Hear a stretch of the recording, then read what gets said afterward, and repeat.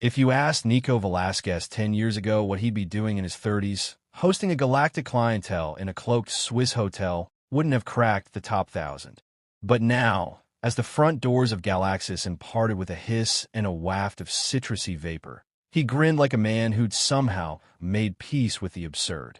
"Welcome to Earth," he said, extending a hand to the shimmering blob of jelly and light hovering in the doorway.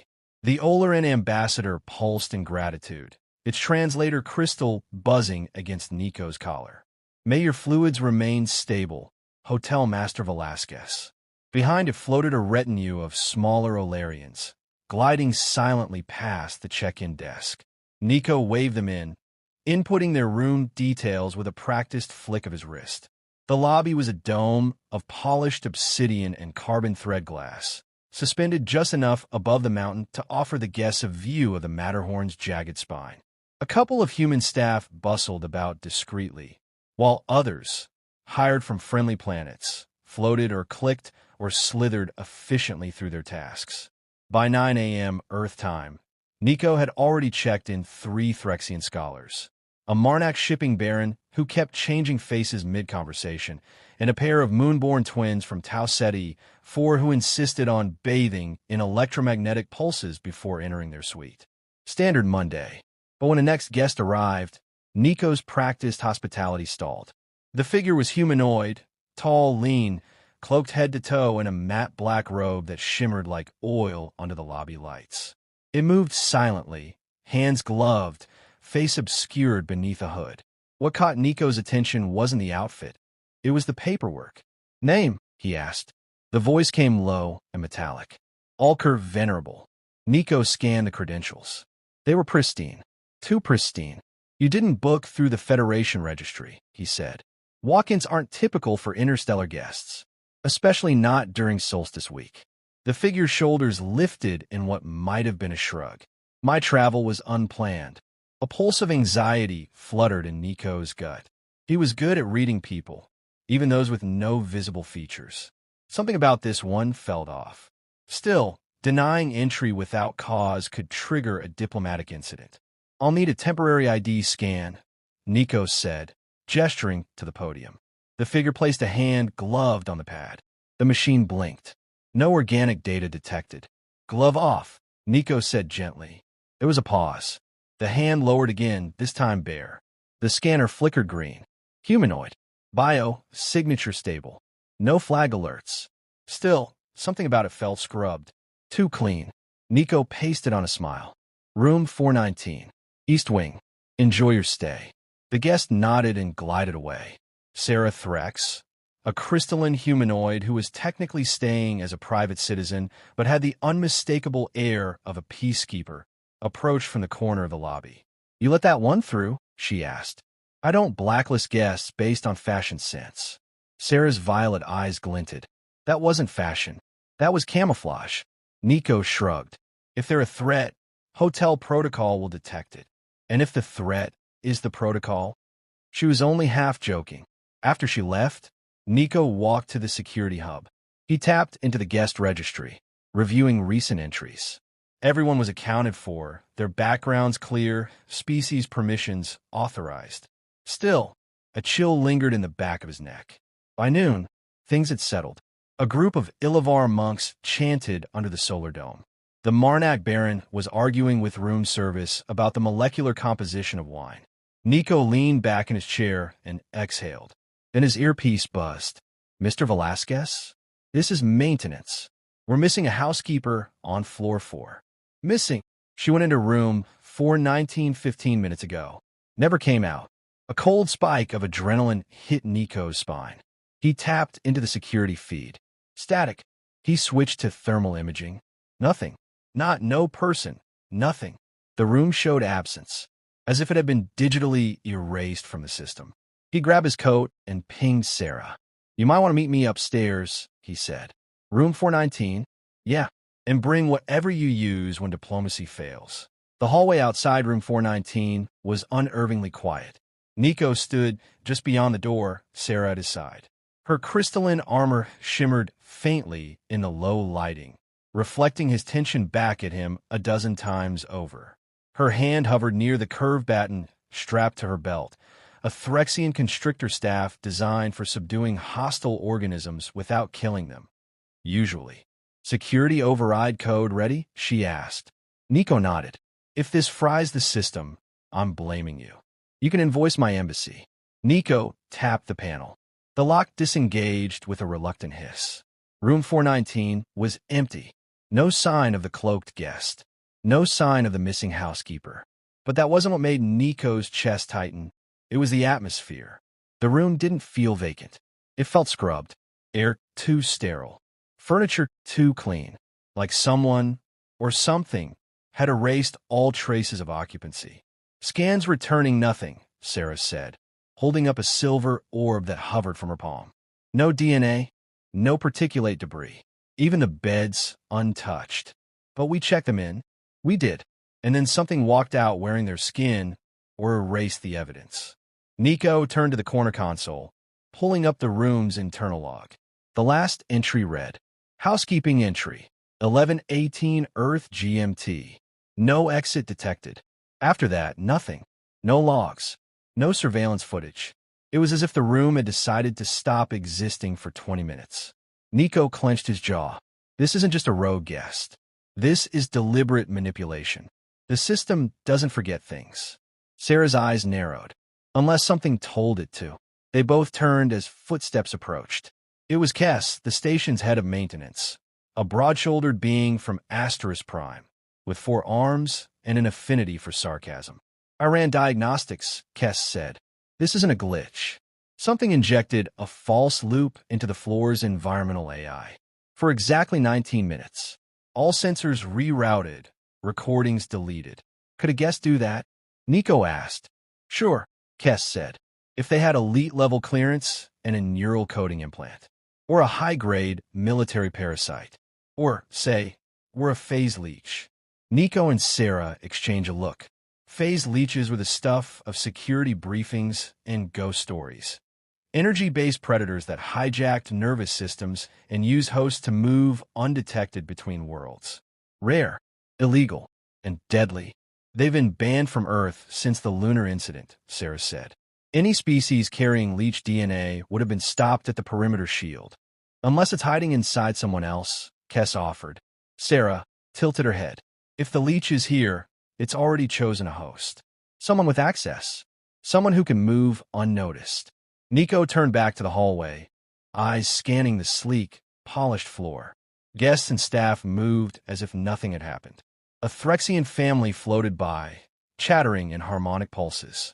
A Marnak barista handed out steaming cups of Terran coffee to a glowing orb from Gamma Reticuli. Everything looked normal, but something had shifted. He felt it in the air. A charge, a pressure behind the eyes, the kind of silence that holds its breath. We need to lock the hotel down, Nico said quietly.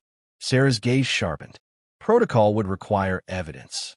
A formal alert could cause panic. We've already lost 1 staff member, and we might lose more if we tip our hand. Nico took a deep breath. Fine. Then we work quietly. You start background scans. See if anyone's record is too clean. I'll monitor movement patterns and room requests. If we can isolate whoever the leech has taken. Sarah nodded. Then we contain it. That night, Nico sat in the command room, watching the hotel unfold in heat signatures and digital pulses. The inn, his pride, his masterpiece, now felt like a maze of mirrors, with something monstrous lurking just out of sight. He pulled up the guest logs. Line by line, he searched. Every species, every pattern. Then he saw it. Room 325. Reserved for an aquatic delegate. Except there were no water filtration requests, no food orders, no sensor activity at all since check-in. Just one movement. A single hallway traversal logged at 2:11 a.m. to room 419. Nico leaned forward. Got you, he whispered. Then the lights flickered. His screen blinked once, then went black. And from somewhere deep in the hotel, a scream echoed. High-pitched, gurgling, and very, very human. The scream came from the east wing. Nico sprinted down the corridor with Sarah close behind, her constrictor staff glowing with a soft amber pulse. They reached room 325, the aquatic suite that had shown no activity for days. The door was wide open. Inside, chaos. The translucent walls were shattered. A trail of shimmering fluid streaked across the floor. The filtration tank had imploded, flooding the chamber. A technician lay unconscious near the wall, soaked, his eyes fluttering as if caught in a nightmare. Nico knelt beside him, checking for a pulse. Still alive. Barely. Sarah's orb hovered over the scene, scanning. No trace of aquatic DNA. No sign the original occupant was ever here. So the room was never occupied, Nico muttered. Just another shell. Sarah stood, eyes cold. It used the reservation as cover. Moved in quietly. Waited. Waited for what?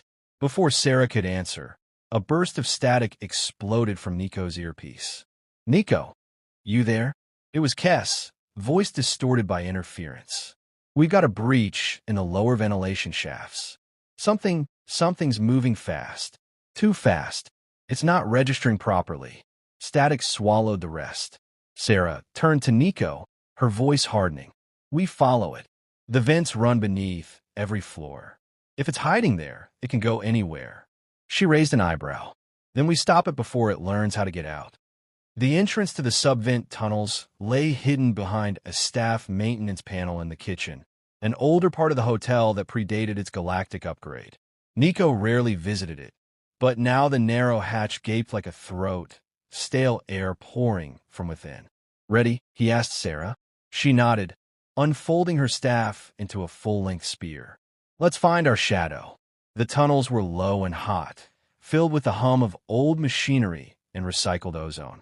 Nico ducked beneath rusted pipes as Sarah moved with precise grace, her crystalline body glowing faintly in the dark. As they descended deeper, the hotel faded above them. The sound of guests, of air filtration, of distant music, it all disappeared, replaced by silence and the occasional hiss of steam. Then they found the first mark, a patch of wall, corroded and blackened, as if acid had burned through the metal. Sarah knelt to inspect it. Residual energy distortion. This was no chemical reaction. Nico touched the wall, wincing at the cold. Phase signature? She nodded grimly. Leech. It passed through here recently. More marks followed. Walls twisted, lights flickering. A panel entirely removed and its internal wiring rearranged in geometric spirals. Completely alien in design. Then they found the remains. A creature, barely recognizable, curled in a heap beneath a grate. Tentacles limp, flesh desiccated. Nico recognized the species. A Marnak, one of the guests. But he wasn't on the missing list. He is now, Sarah said. The leech must have taken him in the night. Used him, then abandoned him. Nico swallowed the bile, rising in his throat. It's feeding, or worse, practicing. They continued in silence until the tunnel split. Sarah pointed left. Fusion cores that way. Critical systems. Nico frowned. And right. Old access tunnels. Long since decommissioned. No power, no systems. Just empty space. Nico hesitated. If I were trying to stay hidden, I'd go right, she finished. They moved toward the dark. The air changed. Heavier. Still. Here. No emergency lights hummed. The only illumination came from Sarah's staff and Nico's wristband. The tunnel walls were scarred with deep gouges, like something had been testing its strength. They reached a wide chamber. Ancient maintenance equipment sat rusting in the corners. But at the center was something new, a swirling mass of cables and debris twisted into a nest. And it was pulsing. Sarah stepped forward cautiously, scanning. It's not a machine. It's organic tech. A relay. It's been building something. Why would a phase leech need tech? Nico whispered. She stared at the core of the nest, where a faint blue light blinked in rhythmic pulses. That's not just tech. That's a signal booster. Nico felt his blood run cold. It's not just hiding. It's calling for backup. Before either could react, the lights snapped red. The walls hissed, and from the shadows, something lunged. A figure. Tall. Thin. Wrapped in flickering layers of energy. Its face shifted rapidly. Marnak, Oleran, human. 1,000 forms fighting for dominance. Sarah raised her staff, firing a pulse of energy that caught the creature mid-lunge. It shrieked, not in pain, but in rage, and vanished into the walls, slipping through metal as if it were water. Nico stared at the nest. It's not alone anymore. No, Sarah said. It's making sure it won't be. Nico couldn't sleep. Not with the leech's nest below his hotel, not with one guest likely already infected, and not with the thought that something worse was coming. He stood in the command room, lights dimmed, monitors aglow with ghostly hues. He had triple-checked the outer shield, scrambled the interstellar comms array, and rerouted all arrivals through temporary lockdown. No guests in or out. Still, he felt like a man plugging holes in a dam with his bare hands. Sarah entered silently, her crystalline armor dulled with exhaustion. Any movement, minimal, but it's clever. Every time we narrow its location, it pulls back, like it's watching us through someone else's eyes. She nodded grimly. It's not just moving through vents anymore. It's inhabiting bodies, jumping from one to the next, leaving no trail. Nico exhaled, which means it's still up here, walking among us. Worse, Sarah said. It's learning. I ran a cross-check of staff behavioral patterns. There are subtle anomalies across 5 individuals. Odd shifts, uncharacteristic requests, deviations in gait. But none last longer than a day. He looked up, the pieces falling into place. It's testing people, trying on identities like clothes. We've got one shot to force it into the open, she said. A trap. Something it can't resist. Nico's mind worked fast. What if we stage a guest evacuation? Announce that high-priority transports are arriving at midnight. Use decoy personnel. Make it believe it needs to move now. Sarah smiled. And the real evac route? Non-existent. We trap the lobby in a stasis field. Once it reveals itself, we slam the door shut. At 11:55 p.m., the Galaxis became a stage. Staff scrambled with hushed urgency, directing guests to pre-marked gathering points. Security drones hovered discreetly. The ambient music ceased. Lights dimmed to a pale green. Nico stood in the heart of the lobby, eyes flicking between guests. A few looked confused. Most were silent. But one stood perfectly still, too still. Room 611. A gentle-looking Threxian elder named Velo. Always polite. Always quiet. He was watching Nico. Not with fear, but calculation. The air shimmered. Nico whispered into his wrist. Now! The lobby lit up with blue energy as the stasis field activated. Guests froze mid-step, mid-sentence, locked in harmless temporal suspension. All but Velo. He turned slowly, eyes suddenly black, face twitching. A voice spilled from his mouth that didn't belong. Clever, hotelmaster. Nico stepped forward. Velo never drank tea. He ordered a teapot every morning but left it untouched. I checked the scans. He didn't metabolize anything. He was your cover. The creature's smile cracked wide, revealing a flickering interior of pure light. You watched too closely. Earth breeds suspicion. Sarah moved into view, staff in hand. Who are you really? The leech's skin peeled back in waves, revealing its formless core, a pulsating knot of light and shadow. It hovered just above the floor, speaking through 100 voices. I am a whisper between stars, a collector of shapes, a memory of war. You killed our staff, Sarah growled. I freed them. From identity. From flesh. You will understand soon. With a surge of light, it darted toward the stasis boundary and bounced off, screeching. Sarah struck. Her staff fired a beam of compressive energy, pinning the leech midair. It shrieked and writhed, sending out bursts of psychic pressure that cracked the floor tiles. Nico clutched his head, forcing himself to stay upright. The leech flared once more, and then collapsed, coalescing into a small, twitching orb of liquid shadow. Sarah moved fast, sealing it in a quantum containment pod. The lobby fell still. They had it, but then the pod blinked red. One final pulse. A recorded voice hissed from the leech's core. This was only the scout. The swarm wakes. The pod went silent. Back in the command room, Sarah secured the container inside a vault lined with dampening fields. We'll send it off-world. Deep Federation containment. Nico sat down heavily, eyes scanning the sky through the upper dome. Do you think it's true? He asked. That others are coming? She didn't answer immediately. Then, yes. But that's not the point. What is? That we found it. On our ground. That we fought back. Nico nodded slowly. And next time, we'll be ready. As the guests were unfrozen and resumed their routines, blissfully unaware of what had just unfolded, a message pinged Nico's console. One new reservation. No name. No details. Just a symbol. A circle, surrounded by 9 others. And a timestamp. Coming soon. The symbol returned. It was etched into the walls of the central transit tunnel when Nico opened the hotel 2 days later. A perfect circle surrounded by 9 smaller ones. No guests had access to that corridor. No staff claimed responsibility.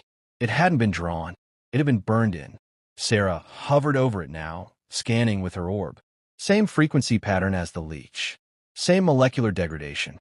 But this one's fresh. Hours old. Nico folded his arms, heart of stone in his chest. So it wasn't bluffing. No, she said. The swarm is real. They stood in silence for a moment, staring at the mark. Less a message, more a signature. The phase leech had been a scout, a herald, and now something bigger was coming. Is Earth safe? Nico asked. Sarah gave him a look. If it were anywhere else, would you leave? He didn't answer. That night, the sky changed. Above the Galaxis Inn, the stars twisted. A constellation blinked out, replaced by something too symmetrical to be natural. 9 pinpoint lights moving in perfect formation. An alert pinged the command room. Keskal first. Unidentified crafts approaching. No ID, no registry. Not responding to contact. They're not flying. They're phasing. Nico's blood ran cold. Sarah arrived seconds later. Full shield lockdown. Evac options. None viable, Nico said. Too fast. They're already inside the thermosphere. She tapped her wrist, engaging planetary defense integration. We can fight them here. We will.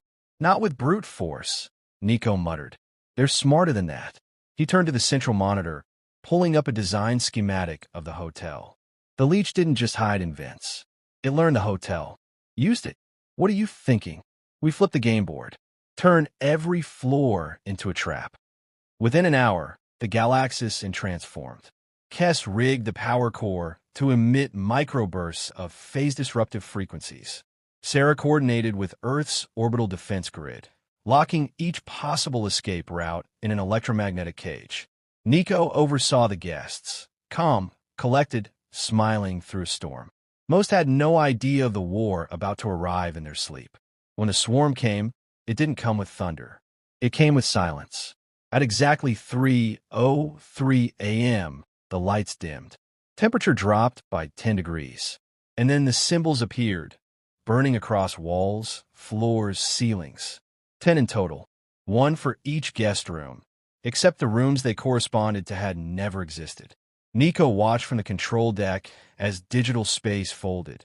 Impossible corridors materializing between floors. They're not guests, he whispered. They're constructs. Worlds inside rooms. Sarah was already on the move. Room 13 should not have existed. Yet when Nico and Sarah entered, it unfolded around them. A garden of bone-white trees growing from a ceiling that was also the floor. In the center stood a humanoid figure, tall, genderless, composed of shifting fragments of light. It spoke with 10 voices. You house the minds of wanderers. We are not so different. You invaded us, Nico said, voice steady. We echoed. You built a sanctuary, and we sought it. Your kind forgets the cost of memory. Sarah stepped forward. You kill to exist. The being paused, almost sad. No, we mirror. We become what you hide.